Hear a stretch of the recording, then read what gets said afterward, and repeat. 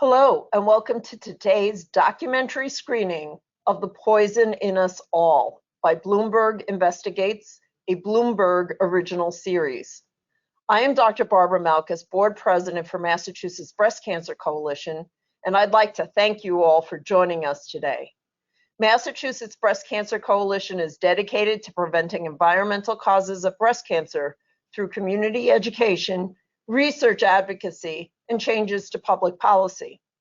I would like to thank Bloomberg Films for their support and for allowing us to show a screening of this documentary. We will share the link to the documentary after the webinar in case you would like to rewatch it. Featured in this film is Dr. Laurel Schaider. Dr. Laurel Schaider is a senior scientist at MBCC's sister organization, Silent Spring Institute, where she leads the Institute's water quality research on PFAS and other contaminants of emerging concern.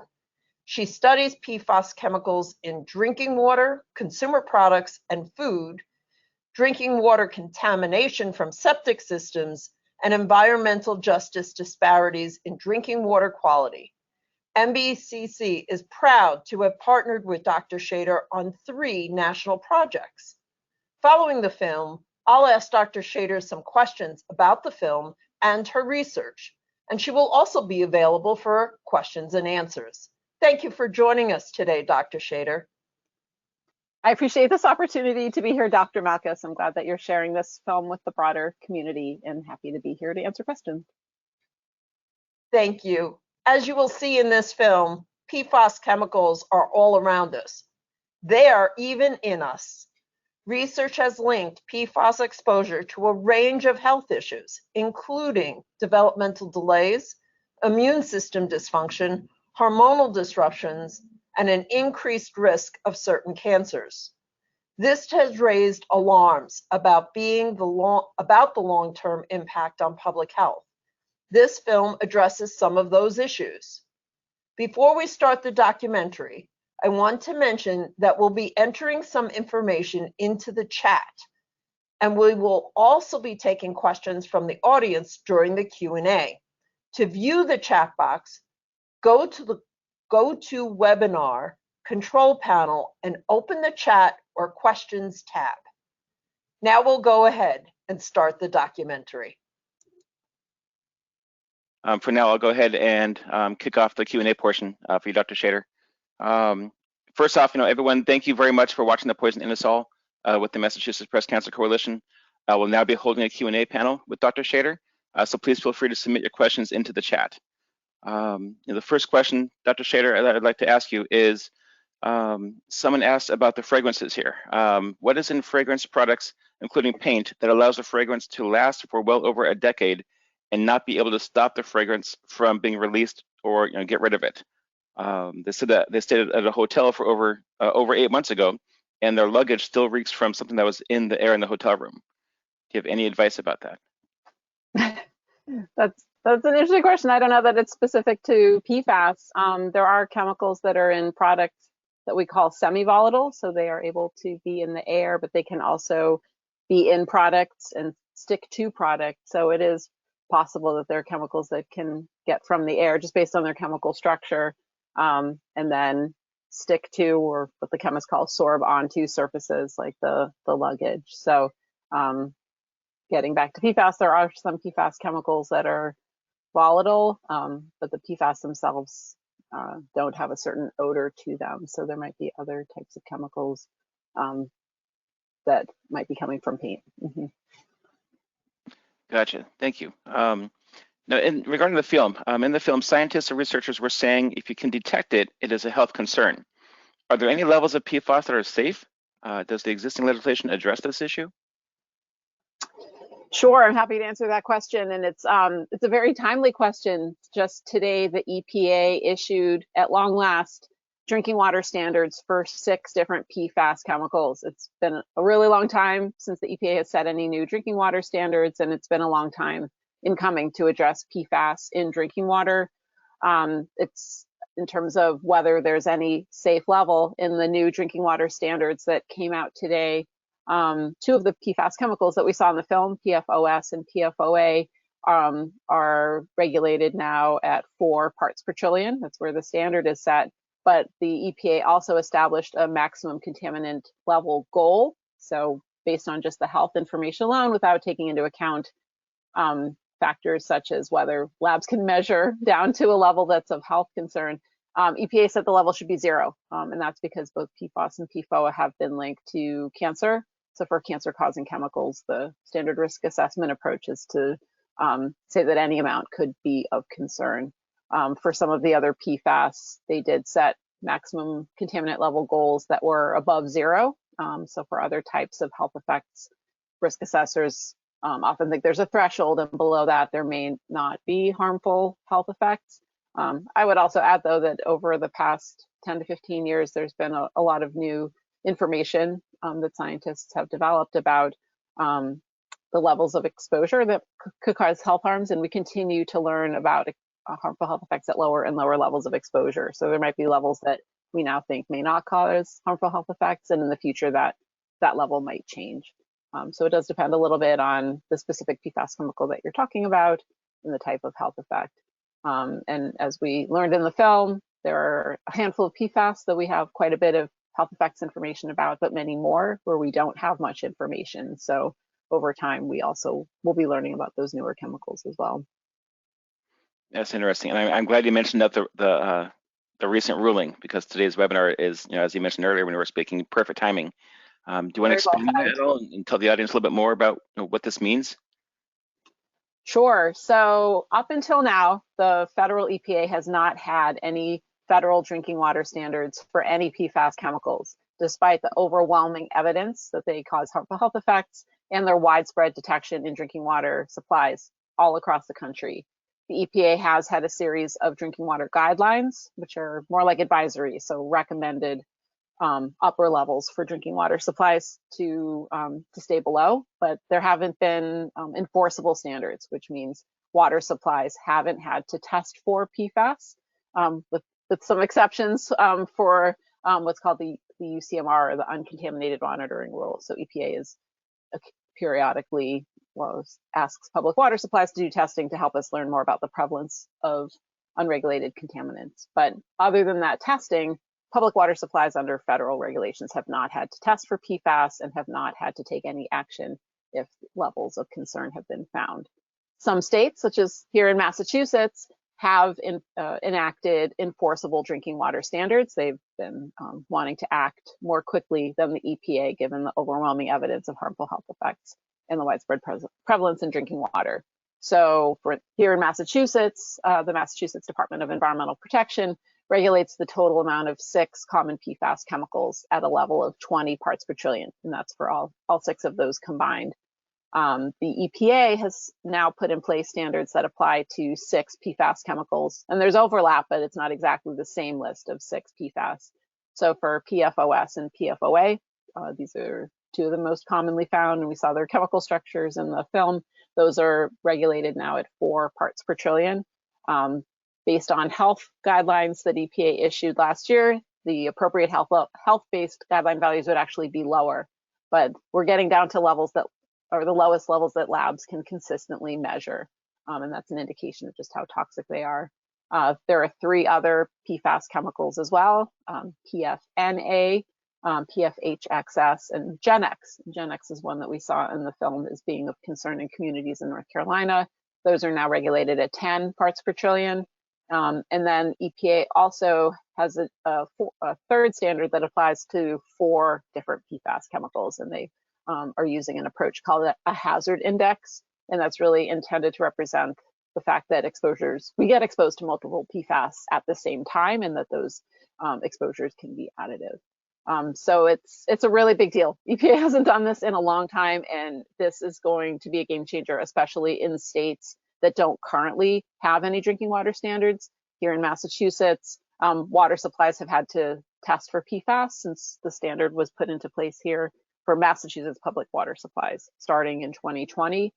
There may be some water supplies that have met the Massachusetts standard that will now have to figure out how to meet the new EPA standards, but there will be other states where water supplies haven't done any testing for PFAS, and EPA estimates that 6 to 10% of public water supplies across the country will now have to take steps to address PFAS in their drinking water. Excellent. And it's great that you mentioned the EPA, because that's actually the next question we received was, the EPA has 14,000 chemicals in this category. Sure seems like a lot, but are there more that we don't know about yet? I think you kind of touched on that. And are there others that should be in the list that aren't? Can you talk a little bit more about this list, please?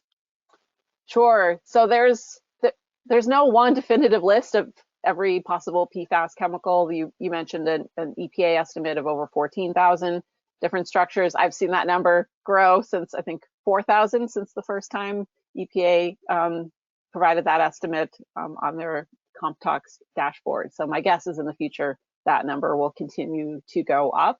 And other agencies have different, depending on how exactly you define the PFAS, there are different numbers.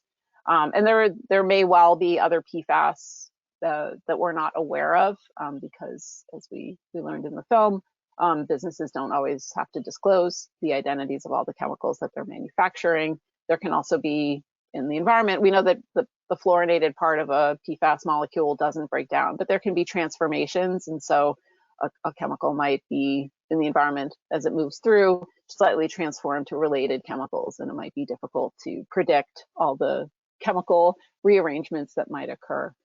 So it's safe to say it's thousands.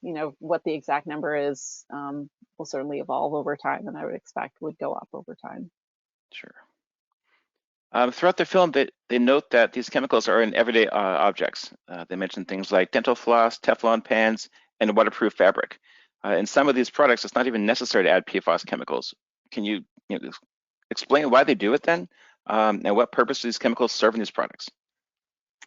Sure. So sometimes these chemicals are intentionally added to provide useful functions. So for instance, you mentioned dental floss, so Oral-B Glide dental floss and certain other dental flosses, the kind that are flat and particularly slippery, those are made with Teflon. And some people really like that type of dental floss because it fits well between tight spaces between teeth. But that is a really great example of a class of products where we do have alternatives. You can use wax dental floss or other types of dental floss that we don't need to add PFAS to. PFAS can also provide some nice to have features. For instance, you can buy a stain resistant couch. So if you spill your coffee or beverages on the couch, it's easy to clean up. But I think we have to ask ourselves, is that useful function, is that worth it? Is that worth exposing our families to these highly toxic chemicals? And there is an alternative. You can just have a couch that's not stain resistant and clean up the stains and just recognize that that's okay too. For me, I'd rather deal with the stains than to have these PFAS in my house. There are other uses of PFAS where right now we currently don't have good alternatives. In the film, the reporter mentioned medical devices as being an example where there are uses right now where we may not currently have an alternative, and the PFAS are serving a very useful function with respect to health. That doesn't mean they'll always be essential in that use. There's constantly R&D underway to develop new products, and a movement more towards green chemistry. So creating products that can have the same functions but don't lead to long-term chemical pollution. And you asked as well, why are these in so many products? I've heard Rob Ballot, who we saw in the film, say that the industry has intentionally added PFAS to many different types of products as a strategy to make them as integrated as possible with our marketplace and to make it as difficult as possible to phase out. And the last use that I'll mention pertains to firefighters. We certainly want firefighters to be as well protected as they can be against fires and to have the best tools at their fingertips for putting out fires. There are concerns about firefighter exposure, both from the firefighting foams that are used to fight fuel fires, as well as the protective gear. The protective gear has been found to have an inner layer that contains PFAS, and the PFAS are there because they're heat resistant and they're waterproof. And it's really been recognized recently that may be a source of exposure for firefighters, and a movement away from that type of protective gear and development of other gear that doesn't have the PFAS. And for firefighting foams as well, a move towards fluorine-free foams that will provide similar service for the firefighters in terms of putting out fires, but not lead to their exposures or to long-term environmental contamination. Great, thank you. We have multiple people who actually have written in. Obviously, this is very concerning, and the documentary was so eye-opening. They're asking what kind of blood tests are there for PFAS, and how can people go and get tested if they are concerned about this? What should they do? I'll mention that we have a resource called the PFAS Exchange, which was developed by our PFAS Reach team, and MBCC is one of our community partners on the PFAS Reach study. Our PFAS Reach tool provides information about different labs that offer PFAS blood testing options. In the past, it's been very difficult to obtain PFAS blood tests, and it still can be expensive to offer them if you're not able to get a test through your doctor and have your insurance cover the cost. PFAS blood tests do run somewhere in the range of $400 to $600. So it's not something that's accessible to everyone. But there are, because of the increased awareness about the usefulness of PFAS blood tests, and particularly after the National Academies issued a report in 2022 where they recommended that PFAS blood testing should be offered to people who are likely to have had elevated exposures. So there are some new options available. So again, you can talk to your doctor, and we provide information on the PFAS Exchange about certain codes that doctors can use to order these tests. And sometimes doctors are able to or willing to order these tests, and other times they haven't had success in having their doctors order tests for them.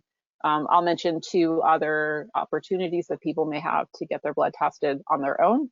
One is a finger prick test offered by Empower DX, where you don't even have to go to the doctor. It's something that you can do in your home. It's a small sampler where you, have a small cut on your finger, and then it absorbs a certain amount of blood from your finger, and then you can send that to the lab and receive results about PFAS. So that opens up some opportunities to not need the phlebotomy, which is the blood draws that we typically have used for doing PFAS blood tests. And then recently, Quest Labs has offered up the option that people can order their own PFAS blood tests. Again, these are options where people would have to pay for them themselves. But there's, I think, growing awareness that many people want to have access to this testing. And a PFAS blood test isn't perfect. It's only a snapshot in time.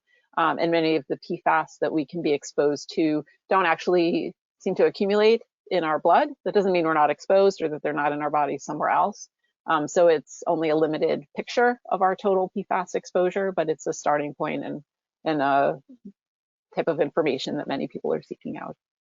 So if you want to learn more, you can go to the PFAS Exchange. We've got a section called Resources, and if you scroll down partway down the page, we have information about PFAS blood tests. That's great that there's some resources now for people to go get tested, and there's multiple options. Dr. Malkus, can we test your audio, see if we can hear you? Unfortunately, no, we still can't hear you, Dr. Malkus. I'm sorry. Thank you so much for trying. I'll go ahead and continue with the questions. You're doing a great job. Thanks. Next question is, I live close to a military base. They're asking if they should be concerned. That's an important question. So I think the first question is to find out whether the water supply has been contaminated by PFAS. There are certainly many communities across the country where public drinking water supplies or private drinking water wells have been contaminated. But just because you live close to a military base doesn't mean that your water supply is necessarily contaminated by PFAS. So if you're on a public water supply, you could call your water supply and find out if they've done testing for PFAS. Some states, like I mentioned, have put in place standards for PFAS, which means that the public water supplies would have to have done testing. In other states, that testing may not have been done. So that would be a starting point. You can also go to the Environmental Working Group webpage, depending on which state you live in. Outside of Massachusetts, that's an option. And here in Massachusetts as well, the Department of Environmental Protection has a data portal through the Energy and Environment Administration where you can look up your water supply and look for the results of PFAS blood testing. If you rely on a private well, private wells also can be impacted by PFAS, and they tend to be located, they pull water from a shallower depth in the groundwater, so they can be more vulnerable to pollution. So for people who have a private well, We do have some information on our website, privatewells.silentspring.org, for people living here in Massachusetts. You could check with your local Board of Health or with your state Department of Environmental Protection or whoever is overseeing private wells. Sometimes those fall under departments of health rather than environmental departments, to find out if there's been any testing in the area. So it's yeah, there's no one question, but I think one take-home message is that there's more that all of us can do to learn more about where our water comes from and what's in it. Sure, absolutely. And that ties into the next question, actually, is, do you think it's safe to say that drinking water and food are our primary sources of exposure? So it does depend a little bit on where you live. So in communities where the water has been contaminated by PFAS, that is likely to be your largest source of exposure. In the general population, in areas where the water is not contaminated, it is thought that food is probably the largest source of exposure. Studies have shown that people who eat more fish and shellfish, on average, have higher levels of PFAS in their blood. PFAS can end up in food two ways. One can be through absorption by the plants and animals that we're eating. It can also come from food packaging. We led a study in 2017 on PFAS in fast food packaging, and previous studies by the FDA have shown that PFAS in food packaging doesn't necessarily stay in the packaging. It can migrate out of the packaging and end up in the food. Case of microwave popcorn bags, I think it's also possible there are volatile PFAS that end up in the air that you could breathe in. I think we don't have as good a handle on the extent of exposures from consumer products. We know that PFAS in products don't stay in products. They can get into our bodies in a few different ways. They can end up on our skin by touching products, and then they can be transferred to the food we're eating or to our mouths directly. If you happen to be a kid and put your fingers in your mouth all the time, that kind of direct transfer can occur. We don't know a whole lot yet about dermal absorption, so whether PFAS can pass through our skin and enter our bloodstream that way. And then we also can breathe in PFAS. Some PFAS are volatile, meaning they have a part that ends up in the air, so we can breathe those in. And then the last pathway that I'll mention is dust. So we think of dust typically as just something, a nuisance, something around our house to clean up. But PFAS can actually be a harbor for toxic chemicals in our homes. And we all ingest a small amount of dust every day. And kids on average, they breathe in more air, they drink more water, and they eat more food per unit body weight. So they can have higher exposures. And given they're close to the ground, given their hands are always in their mouth, they tend to have more than their fair share of exposures to PFAS. And that's especially concerning because their developing bodies are also more sensitive to the harmful effects of PFAS. That's certainly scary, for sure. One last question. Finally, are there any other steps that you would recommend for avoiding these chemicals? Anything we haven't talked about or touched on so far? Sure. I mean, I tend to think of the things that we can do as individuals, and then as communities, and then as broader citizens or residents, I guess, of the broader country. There are things that we can do at an individual level to try to reduce our exposures to PFAS. I'd recommend people get educated. You can come to the PFAS Exchange to learn tips for reducing exposures to PFAS. We also have a smartphone app called Detox Me, where you can have tips for reducing exposures to PFAS and to other toxic chemicals. I know the MBCC website also has resources on reducing exposures to toxic chemicals. I think when we're buying products, we can adopt more of a mindset of sufficiency. So, it's nice to have maybe a tablecloth that's water resistant or stain resistant, but do we really need that function? Can we have a simpler solution to the kind of needs that we have for our daily lives? PFAS typically aren't on product labels, so you can't necessarily tell by looking at a product label, is this a product that does or does not have PFAS in it? We can use some clues. So if it's a textile product and it says it's stain resistant or waterproof, that's a clue that it's likely to be. We published a study a year or two ago where we looked at children's textile products, and we found that those labeled with stain resistant or waterproof were more likely to contain PFAS. Not a sure sign. If we're talking about mattress pads, it could just be a rubber layer in the interior that's blocking moisture passing through, but stain resistance in particular was on the label was more of a sure sign that there was PFAS in the product. And then I think there's things we can do as educated consumers. We can ask, does this product have PFAS? The Green Science Policy Institute has a webpage called PFAS Central where they list products that are PFAS free. And if people don't know, you can kind of move up the chain and ask. I would say that some retailers have been responsive to concerns from their customers and have voluntarily taken steps to phase out PFAS in their products, even though they haven't been required to. It can feel a little daunting to tackle this as an individual, but we also have purchasing power at our workplace or in our community. So think about your school or your workplace or your community making a pledge to stop buying food packaging that contains PFAS. Those kinds of decisions can have an amplified effect when we think collectively. And really, PFAS are just a symptom of a much larger problem, which is that we don't have a precautionary approach to chemical regulation in this country. So we all need to be involved as citizens or residents of the U.S. and vote for elected officials who will push for stricter chemical regulations. Fantastic. Thank you, Dr. Schaider, so much for taking the time today for this very informative conversations. I appreciate your patience and professionalism with the technical difficulties here. Always something. Yeah, right, always something. I'd like to thank Dr. Malkus for her efforts and for kicking off this documentary screening. I will say, in the U.S., 12 states have enacted phase-outs of PFAS in food packaging and other consumer products.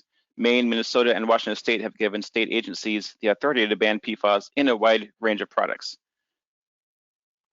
This year in Massachusetts, there are efforts to ban PFAS in a range of consumer products, including children's toys, firefighting materials, and more.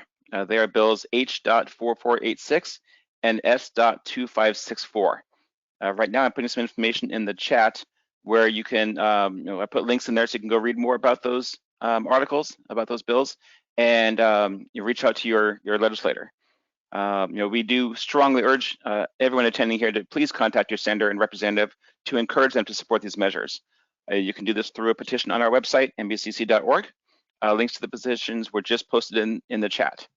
I also would like to show an image here that we have of the legislations showing an act to protect Massachusetts public health from PFAS and an act relative to toxic-free kids, excuse me. Which, Dr. Schaider, after all your years, you've been working on this, and people have been working on this. It is a little disappointing that we have to have a bill to avoid to have toxic-free kids. But hopefully we can get this some movement in the House and get these passed. So that would be great. All of our attendees, you can find the name and email address of your local Massachusetts government official by going to mbcc.org, hovering over the Take Action tab, and clicking on Find Your Legislator, or by calling 617-722-2000. Again, I posted that link and that phone number into the chat, so you can access them there. PFAS chemicals were introduced to the general public in 1960 without us knowing the dangers. But now that we do know, and we are learning more and more every day, please join us in making Massachusetts a leader in protecting our communities from the dangers of PFAS. On behalf of myself, Shane Skinner, the communications coordinator for Massachusetts Breast Cancer Coalition, the entire MBCC board, Cheryl Osimo, MBCC's executive director, and again, Dr. Malkus, the MBCC board president. I want to thank Dr. Schaider for this very informative discussion today. I'd like to thank Bloomberg Films for allowing us to screen the documentary. And of course, I'd like to also thank all of our many listeners for joining us. For those interested, the recording of this webinar will be made available later on today on our website at mbcc.org. If you'd like to further support our mission of preventing environmental causes of breast cancer, please consider making a donation by visiting mbcc.org/donate. I do appreciate your consideration, and have a good afternoon. Thank you. Thank you, Dr. Schaider.